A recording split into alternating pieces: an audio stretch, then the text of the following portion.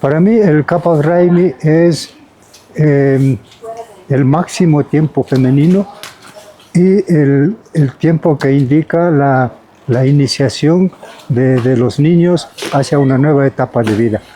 En este sentido, el Capac Raimi en primera instancia es una celebración familiar, pero al mismo tiempo también es una celebración de un fenómeno astronómico que sería el solsticio del mes de diciembre, considerado como el solsticio femenino. Eso sería para mí el Capac Raimi. Huilcay viene de la palabra Huilcana, que significa celebrar.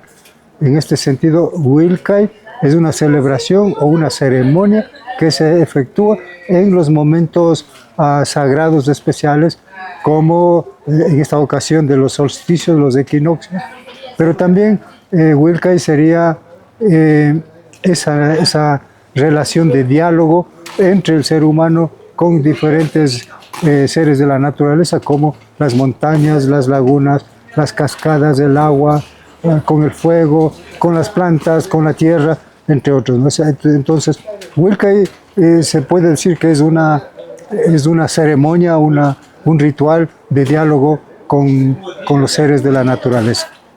Cuando nosotros hablamos de Huilcana, ¿no? Huilcay es el lugar sacralizado en donde se simboliza, en donde se representa a nuestra Pachamama.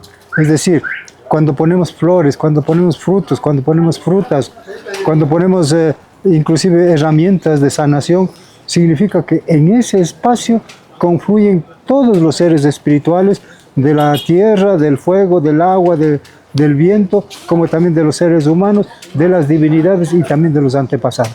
Entonces ahí está, ese es un simbolismo de la cosmología y el cosmos según el pueblo andino.